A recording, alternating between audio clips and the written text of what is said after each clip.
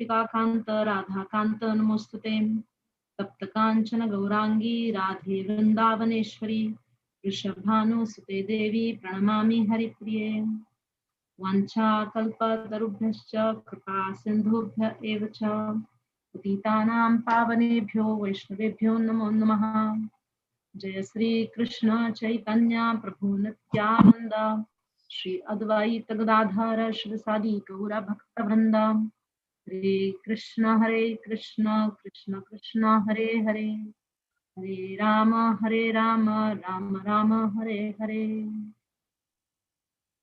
Om Namo Bhagavate Vasudevaya Om Namo Bhagavate Vasudevaya Om Namo Bhagavate Vasudevaya Narayanam Namaskritya Naram Chaiva Narottamam Devim Saraswatim Vyasam Tato Jayam Udiraye Nishtaprayeshu Bhadreshu Nityam Bhagavata Sevaya Bhagavati Uttama Shloke Bhaktir Bhavati Naishtaki Srila Prabhupada ki Jai Nama Om Shripadaya Krishna Prishtaya Bhutale Srimade Bhaktivedanta Swamin Iti Namane Namaste Saraswati Deve Gauravani Pacharane Nirvishesha Shunyavadi Pachatreshatarani.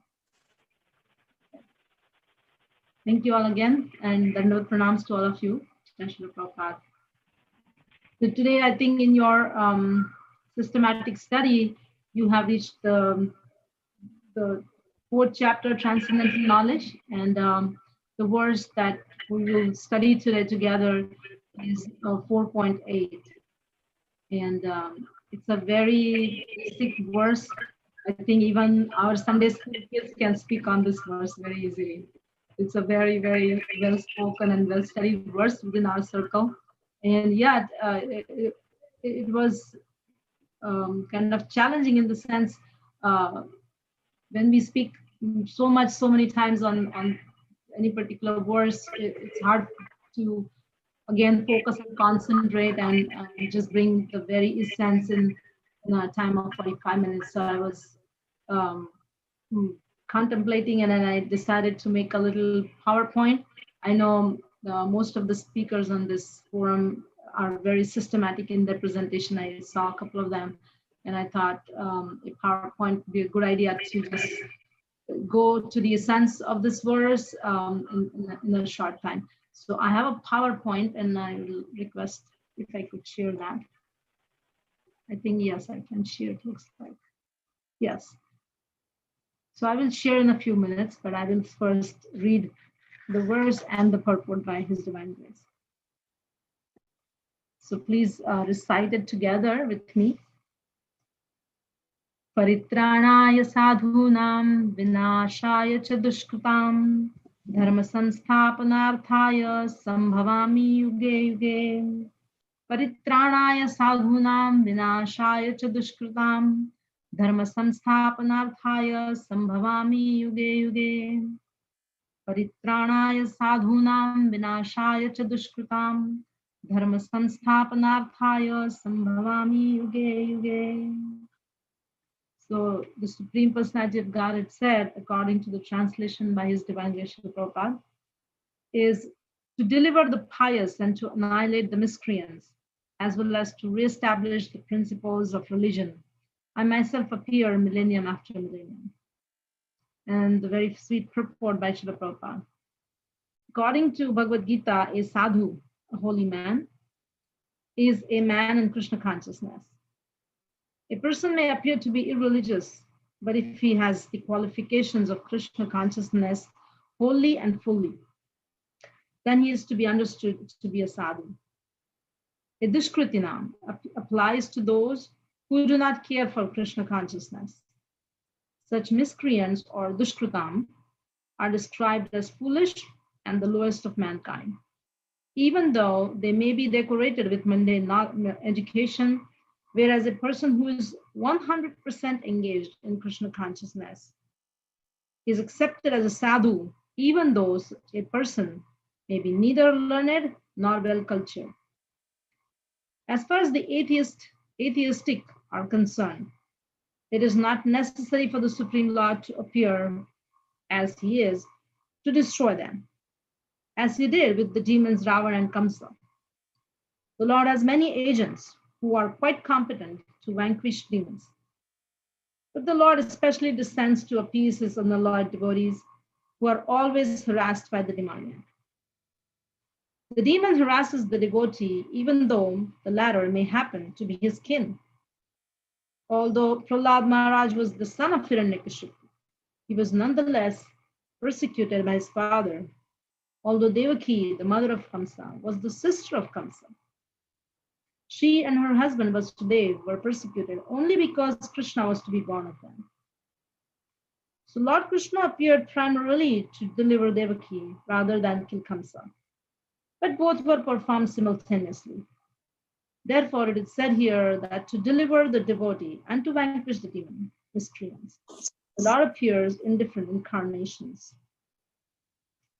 In the Chaitanya Charitamrita of Krishnadas Kaviraj Goswami, the following verses, which is Madhya, 20th chapter, verses 263 and 264, summarize these principles of incarnation.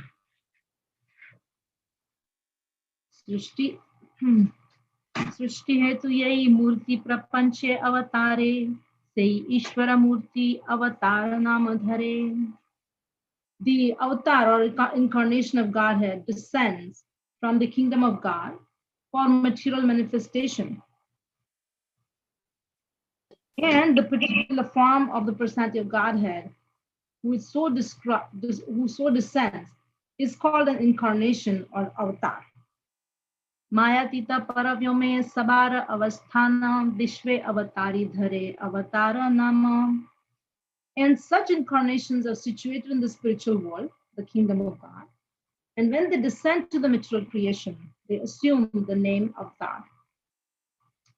There are various kinds of avatars, such as Purushavatar, Gunavatar, Leela Avatar, Shakti Avesh Avatar, Manvantar Avatar, and Yuga Avatar, all appearing on schedule all over the universe. But Lord Krishna is the primeval Lord, the fountainhead of all avatars. Lord Shri Krishna descends for the specific purpose of mitigating the anxieties of the pure devotees, who are very anxious to see him in his original Vrindavan pastimes. Therefore, the prime purpose of Krishna avatar is to satisfy his unalloyed devotees. The Lord says that he incarnates himself in every millennium. This indicates that he incarnates also in the age of Kali, as stated in the Srimad Bhagavatam. The incarnation in the age of Kali is Lord Chaitanya Mahaprabhu, who spread the worship of Krishna by Sankirtan movement, or the congregational chanting of the holy names. And he spread Krishna consciousness throughout India. He predicted that this culture of Sankirtan would be broadcast all over the world, from town to town and from village to village. Lord Chaitanya, as the incarnation of Krishna, the personality of Godhead, is described secretly, but not directly, in the confidential parts of the revealed scriptures, such as the Upanishads, Mahabharata, and Bhagavatam. The devotees of Lord Krishna are very much attracted by the Sankirtan movement of Lord Chaitanya. This avatar of the Lord does not kill the miscreants, but he delivers them by his causeless mercy. Srila Prabhupada ki jai. So here is the almost beginning of this chapter called Transcendental Knowledge.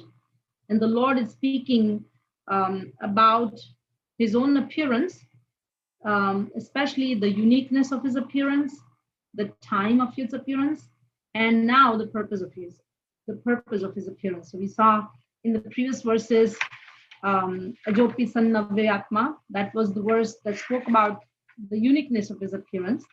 And then he told us when does he appear, Yada Yada Hi Dharmasya. And now in this verse he's telling why does he appear, or what's the purpose of his appearance in this material world. So the two divisions of this verse, first, to deliver the pious, to annihilate the miscreants. And the second part is that to reestablish the principles of religion. And these are the two purposes for the Lord to appear in this world. So I will share a my PowerPoint here.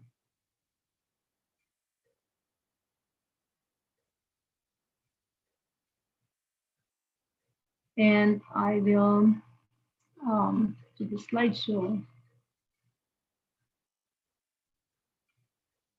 So I will try to speak or just reflect upon these points, because I think these particular terms that are being used in this verse, if we just clarify on these verses, I think that will be a good exercise for us for this meeting. So I will focus on who is sadhu and who is dushkritam. Then what is dharma, because Krishna says re-establishing dharma samsthapanartham. So let's see what's dharma.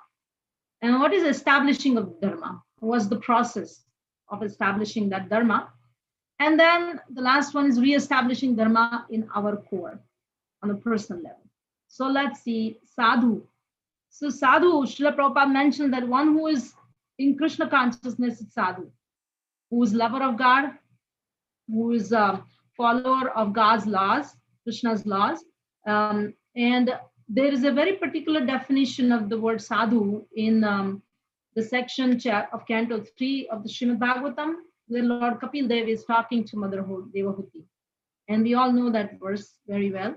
Titiksha Svakarunika, Suruda Sarvabhutana.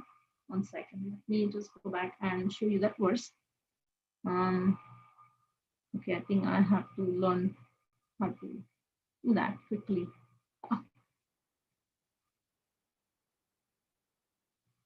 Okay. I don't think I can do this, but it's okay.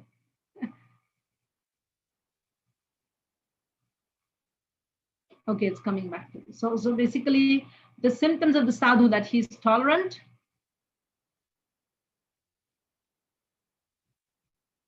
and merciful and friendly to all living entities. He has no enemies. He's peaceful, and he abides by the scriptures, and all his characteristics are sublime.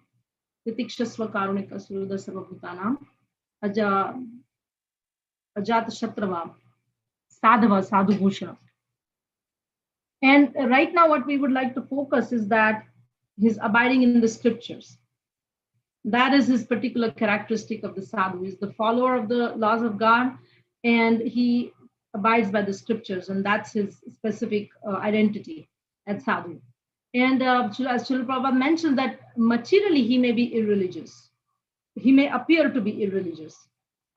He may not be well educated or cultured. So when Srila Prabhupada mentions that in the second line of the purport, that a person may appear to be irreligious, but if he has qualifications of Krishna consciousness wholly and fully, he is to be understood to be a sadhu. So if we reflect on this verse, on this line, what does it mean that he appear to be irreligious, but he is Krishna conscious? And what it means is here that materially following religious principles may not be something that he is so much attracted to. So doing different kinds of demigod worships, doing vrata, and asking for particular blessings through different austerities may not be something of his interest, because he is not necessarily following material religiosity, and that's how he may appear to be irreligious, but actually in core he's actually real Krishna conscious lover of God, devotee of God, because he is more interested into pure bhakti, or pure devotional service to God, including devotional service. And this is our focus. And as against that, if you see the next word, which is dushkrutinam, or the miscreants, are those, according to Srila Prabhupada, he says they are not in Krishna consciousness. They are not the lovers of Supreme Personality of Godhead. So in contrast, they may be externally very religious. They follow all their traditional family traditions for pujas or vratas, and they may even be charitable to some extent. And they are well educated, they are cultured, they are prestigious, they are very well settled in the society, they are known, and all of those things. But they're all external religiosity. But actually, they may be self-centered or selfish, or they may be not so much elevated in the qualities of the sadhu that we saw just before, Titikshasva, Karunika, Jatashatravaha, all of those may not be with them. So those are the people who are dushkrutinas. And especially if you see in the 7th chapter, Krishna will speak about very specifically about who those people who fall under the category of dushkritina. And he says the mudhas. And if you now, since we saw who is a sadhu, who is especially the follower of the scriptures.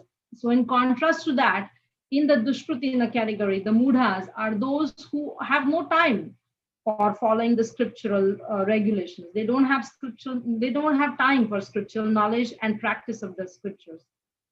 As I guess that, and similarly on another account, the Naradhamas, they may be socially and politically developed according to Srila Prabhupada's purport, but they're not interested in real religion or real scriptures.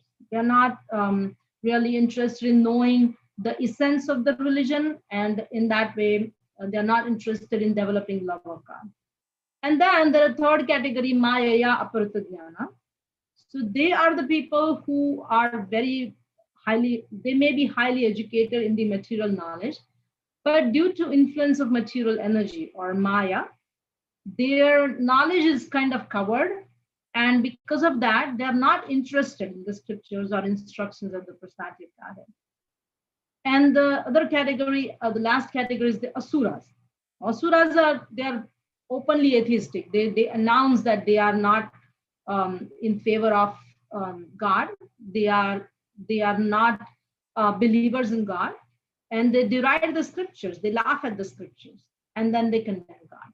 So these may be dushkrutinas, and so being externally religious, not necessarily all of them will be mudhas, naradhamas, or mayaya, apartadnyas, or asuras. Some may be really very honestly following external religion, and we are not talking of them right now. We just exclude them because they are on their progressive path. But those who are making show of external religion, and they are educated, they are cultured, but they are either of these four categories. They are dushkrutinas. So when Krishna says in this verse that I deliver the pious sadhus and I annihilate the miscreants, so these are the two kind of people that we are talking about. So I think that might help us just to reflect exactly what we're talking. And then the next part of this verse is reestablish the principles of religion, dharma samsthapanarthaya. So what is dharma? And that could be a big discussion, and it's always good as students of the Gita to remember some of these core principles. So one of them is this term definition of dharma, because that way we are never confused and we are never lost in our study of the Gita. So dharma, again, I will take the reference to this particular verse, which is again very, very well spoken from the first canto, 2nd chapter, verse 6. Savai pumsan paro dharmo yato bhaktir thokshade ahatuki apratihata yayatma suprasidati. So that type of religion is perfect by which one can surrender or can incline, can be inclined or develop love of God. That is the real perfection of religion, when we can surrender in the love of God. It does not mean, so Srila Prabhupada, when he was speaking on this verse, he said that when Krishna says Sarva Dharma, when Krishna says Dharma Samsthapanarthaya, is he talking of which religion he's establishing? Is he establishing Hindu Dharma? No. He does not mention which religion he is going to establish. You may have any religion, but the test is that the perfection of that religious procedure is whether you have developed ecstatic love of God.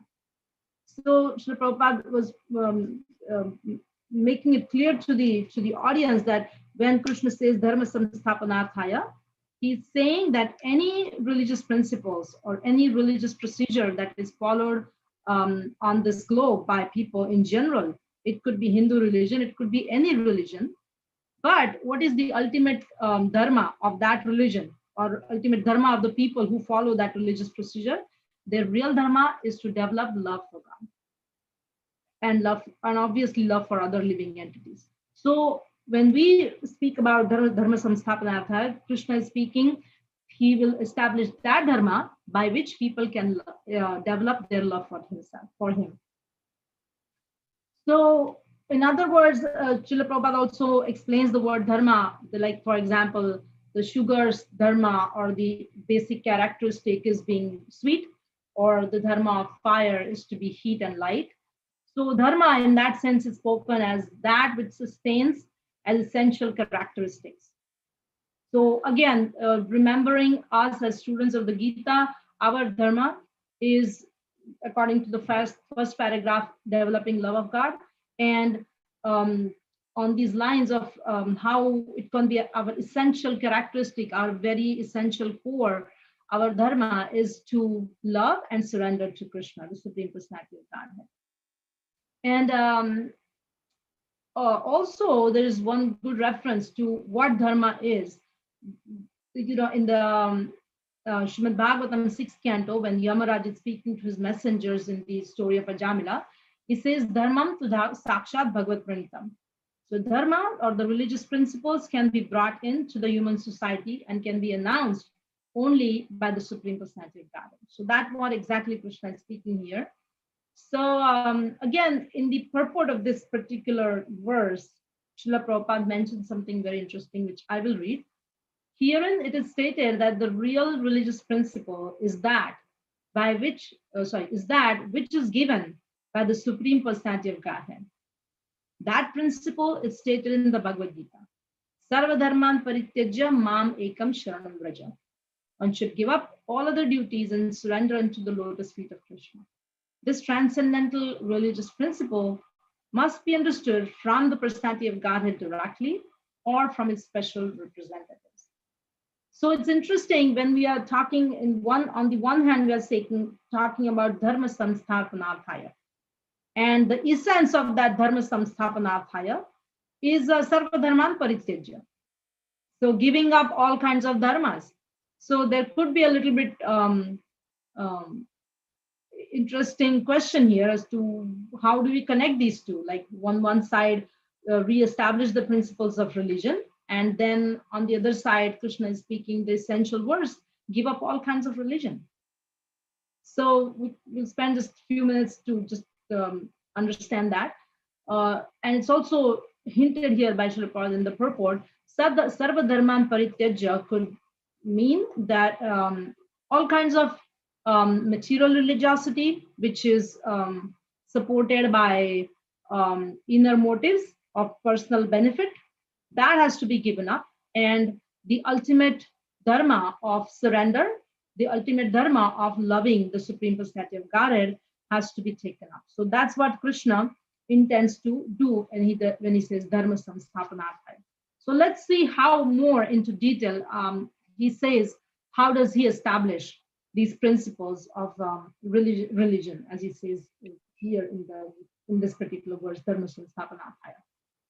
So again, continuing that discussion between Yamaraj and his messengers, the next two verses, the Yamaraj is telling his servants that, my dear servants, this transcendental religious principle is known as Bhagavad Dharma, or surrender unto the Supreme Lord and love for him. So here there's a confirmation by one of the Mahajanas, who is Yamaraj, about the definition of this word dharma that we just saw, which is the same as Bhagavad Dharma, and the ultimate understanding of that is the surrender unto the Supreme Lord and love for him. So sometimes referring to these different kinds of verses brings a very strong understanding in our mind about these terms, and that way we can always remember them as students of Gita. And also a little bit more reflecting on Sarva Dharman Parityajya Mam Ekam Sharanam Vraja. That could mean giving up external dharma which does not elevate our love for God. So there could be many things people be doing, and ultimately the end result should be that there should be attraction for the Supreme Personality of Godhead, an attraction to listen to his leelas. But if by following all of our dharmic activities, we do not come to that level, and love of God, again, it could be a discussion of another time. Love of God is not something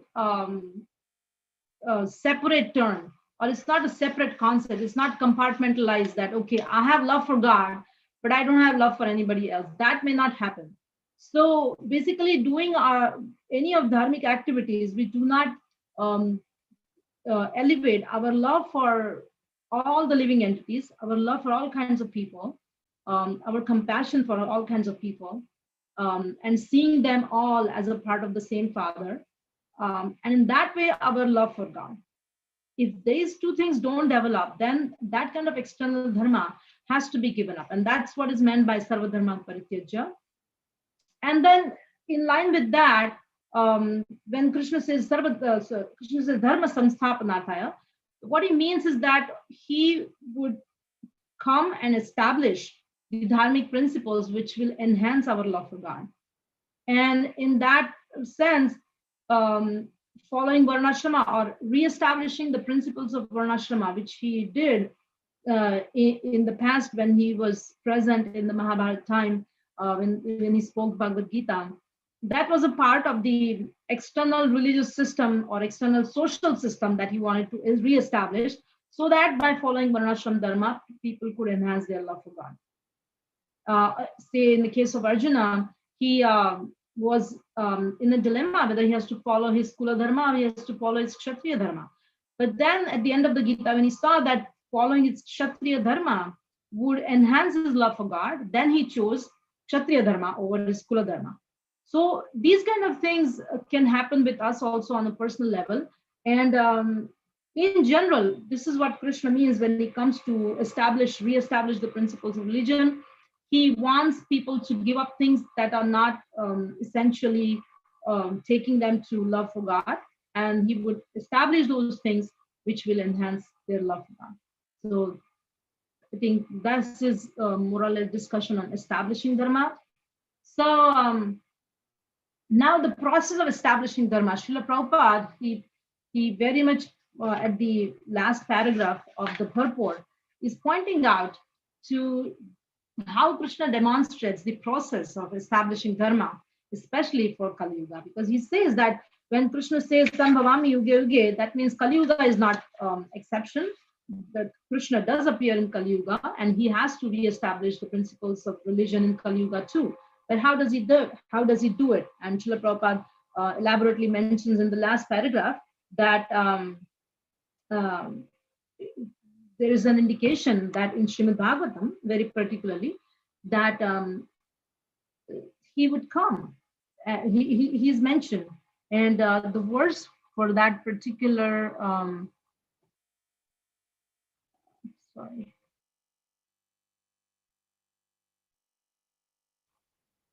the verse is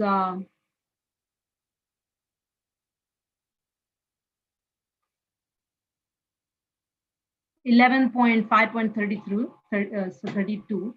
1 second, let me just bring that on the screen here so everybody can see. Krishna Varnam Tvisha Akrishna Sangopangastrapashram Yajnahi Sankirtana Prayar Yajanti Sumedhasaha. And in the age of Kali, intelligent persons perform congregational chanting to worship the incarnation of Godhead, who constantly sings the name of Krishna. Although his complexion is not blackish, he is Krishna himself. He is accompanied by his associates, servants, weapons, and confidential companions. I would really encourage everybody to go through the purport, even though we have read this verse many times, but just to, because today we have this verse under discussion, and Srila Prabhupada has been pointing out that to reestablish the principles of religion in the age of Kali, here is Lord Chaitanya Mahaprabhu. He's giving us the process, he's teaching us the process, how he reestablishes the dharma, religious principles. And this has been indicated in this particular verse. But not just this verse, but I would like to draw your attention to the next verse also, which is 33 and 34. And because this is the discussion that's going on between Garabhajanas and then other personalities that were present there. And just as 32 is very much speaking specifically about Chaitanya Mahaprabhu in disguise, 33 and 34 are also very, very much indicative of Sri Chaitanya Mahaprabhu's incarnation for this Kali Yuga as a Yuga Avatar. So I would request you to go over these three verses, 32, 33, and 34, and their purpose. And then we would really get into the mood of understanding how this re-establishment of the religious principles are being done by the Lord himself through Sri Chaitanya Mahaprabhu's avatar or incarnation. So I'll go back to my PowerPoint. So here, the purport is very clear, Srila Prabhupada. We just read the purport, but also he was speaking on this particular verse, and Srila Prabhupada in that lecture mentioned that fortunately we have got these instructions of the Gita, and the teacher is Lord Chaitanya. If we follow these principles and try to understand it with all our knowledge, all our logic and argument, then our life will be successful. So here is an opportunity, the movement of Krishna consciousness. So we just celebrated Sri Chaitanya Mahaprabhu's appearance, Gaur Purnima, and this is a great time to again celebrate Sri Chaitanya Mahaprabhu as the Yuga Avatar, the avatar of Lord Krishna.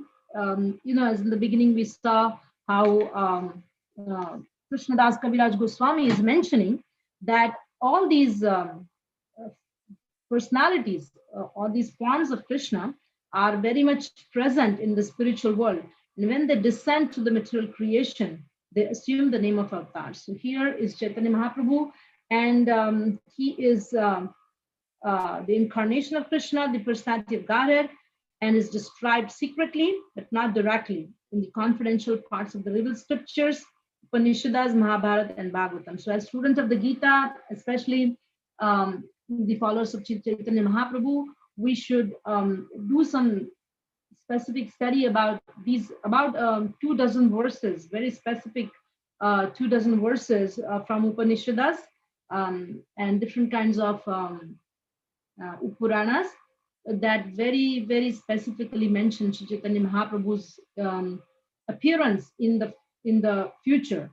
And these verses, they mention about his name, about the name of his mother, father, his personality and his mission, and they speak very elaborately. So these are very much indicative of how Sri Chaitanya Mahaprabhu is Lord Shri Krishna himself in the age of Kali, re-establishing the principles of Dharma in a very different way, not actually killing the miscreants, but killing our ignorance, killing the mentalities, and converting the hearts of the people. So that's how it is done. So it's a good idea to go over those verses, which Srila Prabhupada only indicates in the purport, saying that there are very secretly described but not direct verses. And we do have a list of all those verses. If anybody interested, we can provide and we can study together to see how actually Mahaprabhu is demonstrating and how he was predicted in these Vedic literatures. Now I would like to conclude because it's almost end. And I would like to really focus on this re-establishment of Dharma, not just at the society level, but at a very, very personal level, because I think as students, we may more focus on our personal level rather than just saying how things are transformed at the society level. But what if we don't change and we only speak about the changes in the society? That may not be very effective. So I think it would be a good idea to focus to see how it relates to our personal, very much personal core, our personal inner consciousness. Where does this re-establishment of Dharma come in context for our personal sadhana? And for that, there's a little explanation. Again, it's coming from Srila Prabhupada's lecture. Vinashaya, when Krishna says Vinashaya Chaduskritam, I annihilate the miscreants. So Prabhupada mentions that means Vinashaya means for annihilating or killing. For Krishna's killing is also good. For the person who is killer by Krishna is also good for the person who is killed by Krishna. And another killing is to dissipate his ignorance. And one is in ignorance, he does not know what is the value of life. Therefore, Krishna wants to kill his ignorance and give him real knowledge. That is also Vinashaya. So this something is, we will connect personally to ourselves, where Krishna, when we begin our journey in Krishna consciousness, we come with some ignorance, I mean, a lot of ignorance. We come with some confusion about the meaning of life. There's a lot of misunderstanding about what Dharma is. But here, if we take this verse personally on a personal level, Dharma samsthapanarthaya, re-establish Dharma, that Krishna does in the core of our hearts.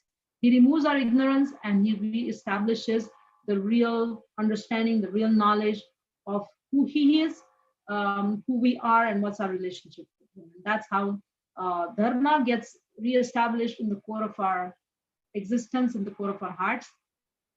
And that's how we can proceed on the path of spirituality. So I would like to read another paragraph. Krishna comes to correct our inner disorder of enjoyment in this world, separate from him. So this is all the bhavarog, the disease that we want to enjoy in this world. And this is called a disorder. And he comes to correct this the inner disorder. And this intervention that he does in human society is meant to reorient us on a healthier path. And that path is to realign us with the reality of who we are and what the purpose of our life is. So that's the process of real re-establishment of Dharma on a very personal level that Krishna does in the core of each and every of us devotees, those who are interested in him, those who are interested in surrendering to him. He, Cheto Darpana Marjanam, we know Chaitanya Mahaprabhu mentions, he cleanses our heart literally from the blackness of the ignorance that is deposited in our hearts for lifetime together. And this intervention, it is being done, is to reorient us to the reality, to who we are and what's the purpose of life. And I would like to end here by actually reading something that Chaitanya Charan Prabhu, one of my very dear Shiksha Gurus, he's my teacher, he mentions in GitaDaily.com on this particular verse, and I'll just read that whole paragraph. While the Gita's message in its context was spoken to a leader of society so that he could responsibly play his part in aligning society with spirituality, the Gita's message is also essentially a call for individual spiritual activism. So I'll go over again that he's saying that even though Gita's message was spoken to Arjuna, who was the leader king, and it was spoken so that he could, reestablish the society in a proper way. But the real message is also essentially a call for individual spiritual activism. We can know that ultimate purpose of the unfolding of history. Wait a minute. Let me just summarize this, because sometimes we can get lost in the words.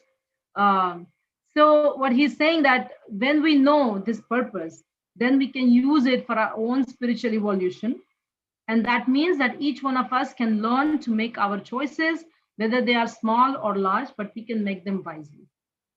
And the other part that he wants to emphasize is that even if we cannot perceive this whole understanding, okay, say how Krishna reestablishes Dharma, how did he establish Dharma in Mahabharata, or how is he doing it now with Chaitanya Mahaprabhu's Sankirtana movement? We may not be able to perceive everything because we are tiny, our brain is tiny, our existence is tiny. But the point is that if we just do things on our level, we don't have to worry about the whole reestablishment of Dharma. We don't have to worry about perceiving or understanding. But if we can choose this direction of this movement for our own elevation of consciousness, and then we can lead a more meaningful and fulfilling life. So again, my emphasis is this particular previous slide where I'm saying the re-establishing Dharma should happen at a personal level in the very core of our hearts. And that way, this verse will be more meaningful and more relevant to our lives. So I think this is my humble, small presentation. I hope I finished in time. And I'm sure all of you, being congregation members for a long, long time, must have experiences with this verse, with the previous verse. So I would request all of you to please share those experiences, your realizations about these verses, and enlighten all of us on that. Thank you very much. Srila Prabhupada ki jai.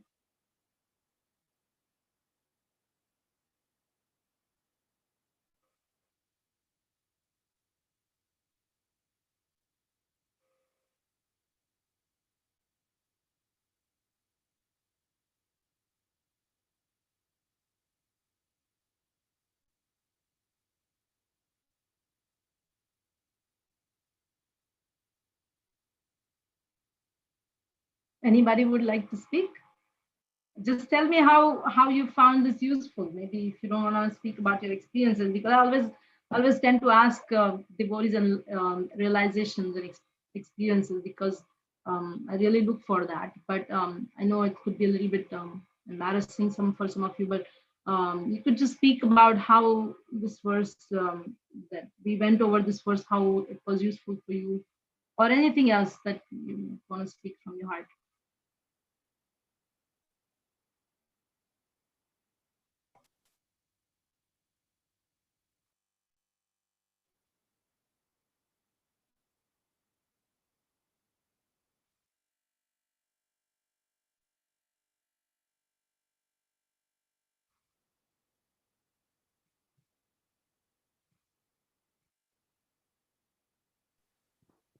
Haribol Mataji, I can probably speak if I thought others can get a chance, but since I can speak a little bit what I felt.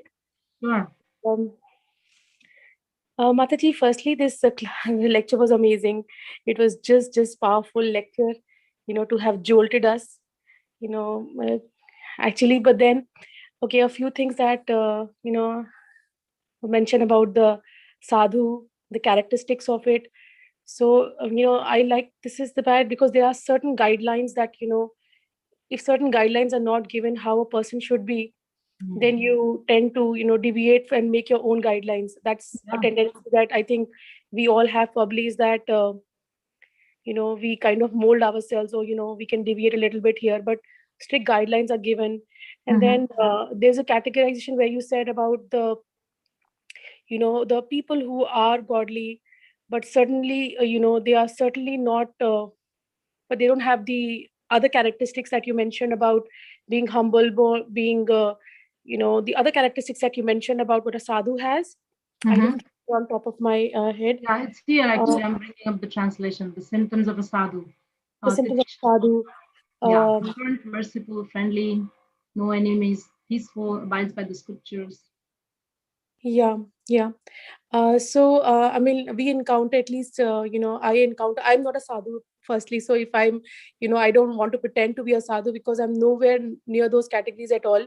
But yes, we do see these distinctions, like our Maharaj, our Guru Maharaj, our Shikshak Maharaj, we see them there. And we also see the other sadhus that today exist in the other cultures, other, not sadhu, but I would say the other, religious leaders, how they are. So we see a distinction of it. So it's very clearly what Srila Prabhupada mentions today. It's very clearly, you see it with your own eyes. So it's easily, understandable. Yeah. So I that Mataji also, there are so many things I liked about today's lecture, like Chaitanya Mahaprabhu's merciful culture. Yes, that's true. I mean, I especially like how you reflected on the word sadhu, because this is a great test to when we meet some personalities who are very influential, whether they are, and they speak about spirituality, but are they really genuine? We can use this particular verse to learn who is a real sadhu and who's not. So I like your reflection. Yeah. So Mataji, one more thing. I remember that when I have a very like I try just to inspire myself to become a devotee of the Lord.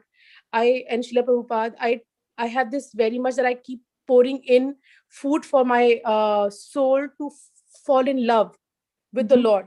And one of my powerful foods that I fill up in my own body is listening to Srila Prabhupada's disciples. There is a site on YouTube. There are disciples of the initial disciples of Srila Prabhupada who always they have their recordings. Very old disciples. They probably don't exist now. They passed away. But one of the disciples I was hearing this morning, and I was telling my Prabhu also about it, while that he was about 90 plus years old. I don't remember his exact name now. And he was mentioning that he was a hippie, and he had also gone to religious places, but he never fell for any religion that time. This was during the initial times in 1967. And how he heard about an article in the newspaper where they talked about a sadhu, that time, a cave who came to New York City, and the recordings was what he heard. And then he went to meet him, and when he met him, and he was crying, he was crying in his eyes. And he said the way Srila Prabhupada talked to me, and the way he touched me, and he said, when are you going to take the initiation? And he was crying, and he had a chanting bead in his hand. It was 90 plus.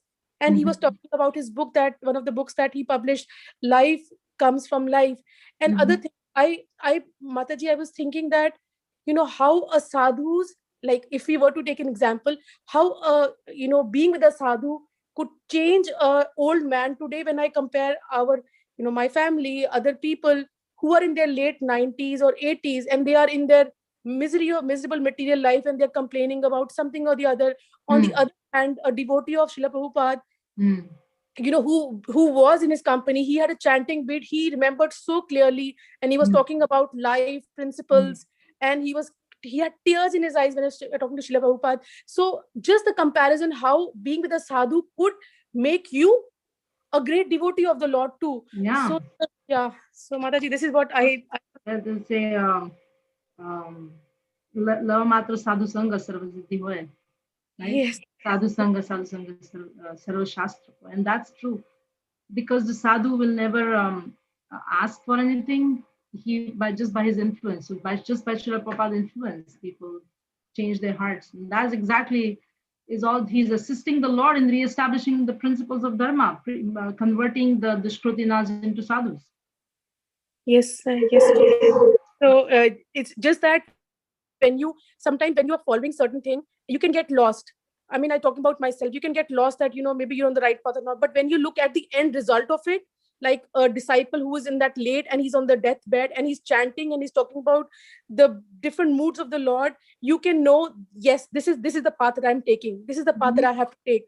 So, just thought I will reflect a little bit on that.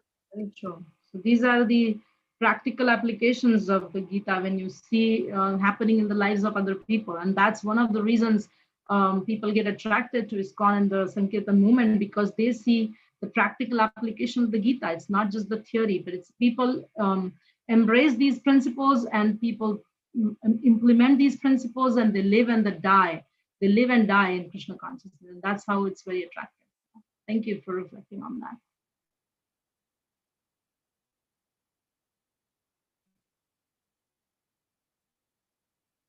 Anything else, Srinashi Prabhuji, would like to say something? Yeah, sorry, actually, I was outside. Anyway, yeah, that's so nice. Wonderful lectures. So many wonderful points, and I would also humbly request devotees further clarify or comments, reflections, or any questions. Please raise. Anybody would like to share something?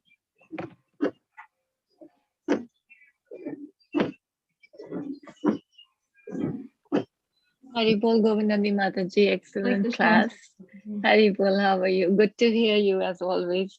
Mataji, I didn't see in the list of the qualities that mentioned for sadhu humility.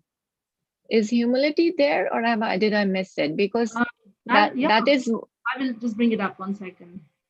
Because that is one of the major things, Prabhupada had and that attracted, right? So let me just share that so we can talk about it.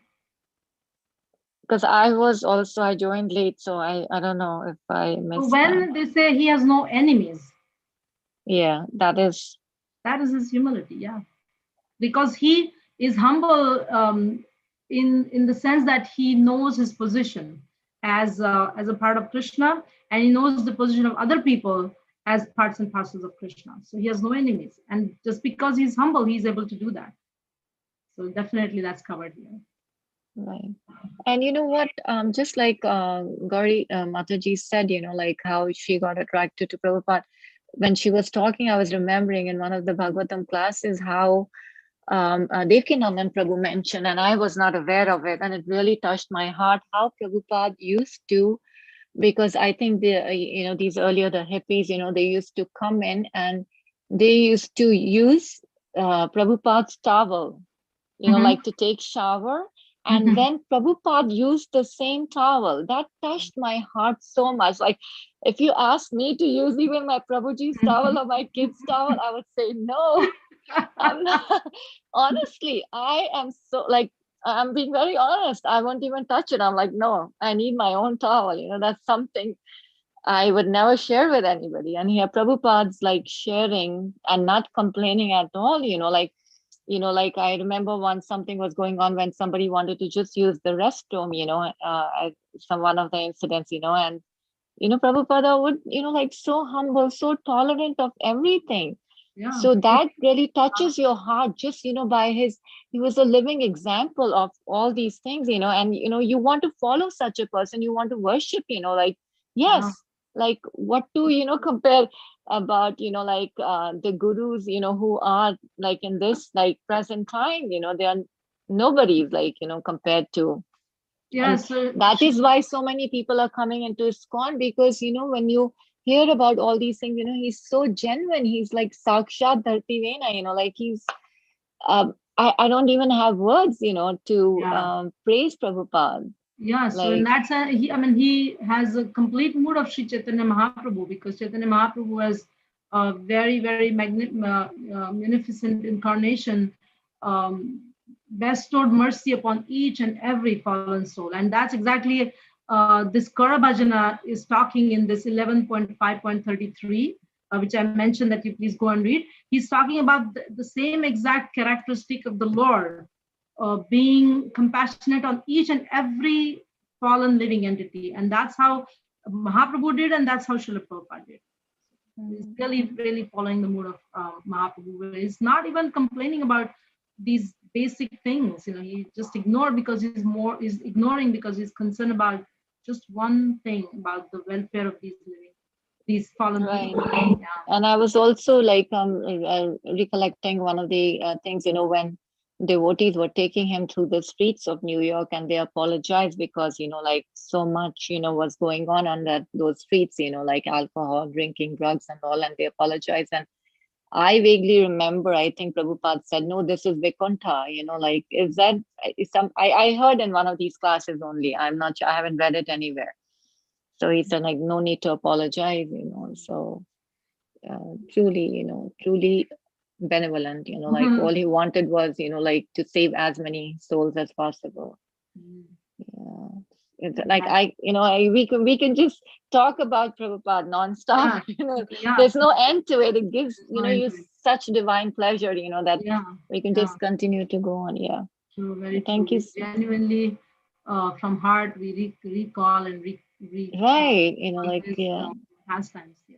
And especially when I listen to direct who have been in touch with him, like especially like my own Guru Maharaj, like who was, it just like when he says Prabhupada Maharaj, that's what he says, Prabhupada Maharaj, every time he talks about Prabhupada, So and he was in such, like close touch, it just, something just happens, like I just feel like shivers, like run down my, like spine, like I feel like, he was in such close touch, and the message is just flowing down. And you feel like you're so fortunate, to be, a receiver of all that. Yeah. It's so beautiful. Thank you, Mataji. Yeah, thank you. And thank you so much. Mataji, I wanted to say one little last thing that I was, hearing from Sachi Mata, great devotee of the Lord, and you and so many other devotees. Mataji, when we talk about Srila Prabhupada, like we say, he's a sadhu, or, not sadhu. Sometimes I feel like he's a very small word for Srila Prabhupada. I don't know what to say. I literally don't have my dictionary of words for him. Especially empowered incarnation of Krishna. You can say Yes, that. yes. And sometimes he would say, no, don't call me Krishna. But I don't know, but he's Srila Prabhupada. I mean, that's what but Mataji, at the same time, we saw how he was. He was the core of softness, where he touched with love, and he was the strength of a mountain, because I when we hear about him, so the reason why I'm saying is the characteristics that you mentioned today about establishing dharma and sadhu and so many. So at the same time, where he's the softest person who touches with love and gives them the kindest thing they can give, like Chaitanya Mahaprabhu, and he's a strict mountain where it comes to principle establishment, as well as fighting with the atheist. There was American law. There were so many people that they came upon them, and he stood straight. He never fell down. So I felt like that is also a quality of a sadhu. Is it, Mataji? Yeah, because sadhu, his let's see here, it says all his characteristics are sublime, in the sense that he would do anything and everything for establishing the love of God. And in that sense, he is not, they say, like, he doesn't hate the sinner, but he hates the sin. In that sense, he didn't hate the people. He hated their mentalities, the atheistic mentalities. And with that attitude, if he walked, then it didn't really, whatever he did was not like unfavorable activity. It was always seen as a favorable activity, because he was not hating the sin. He was not hating the sinners, but he was hating the sin. Yes. Thank you so much, Mataji. Thank you so much. Thank you. Thank you so much.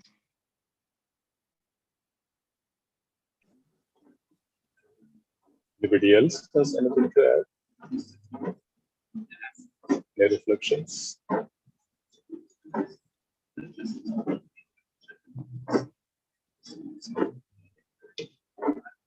Okay, seems like no. Thank you, everybody, joining today. So let's pray. I pray our obeisance to all Guru Vaishnava devotees of the Lord. Let's also thank Mataji for a wonderful class. So we have obeisance to all Guru Vaishnava of the Lord.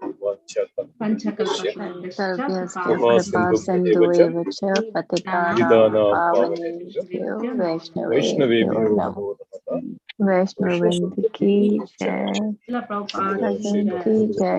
Bhagavad Gita ki jai, Ananda Koti Vaishnava ki jai. Hari Bol. Thank you so much, Govinda Mataji. Thank you so much. Hari Bol. Thank you, Nandini Mataji. Hari Bol. Wonderful class. Thank you, Nandini. Hare Krishna.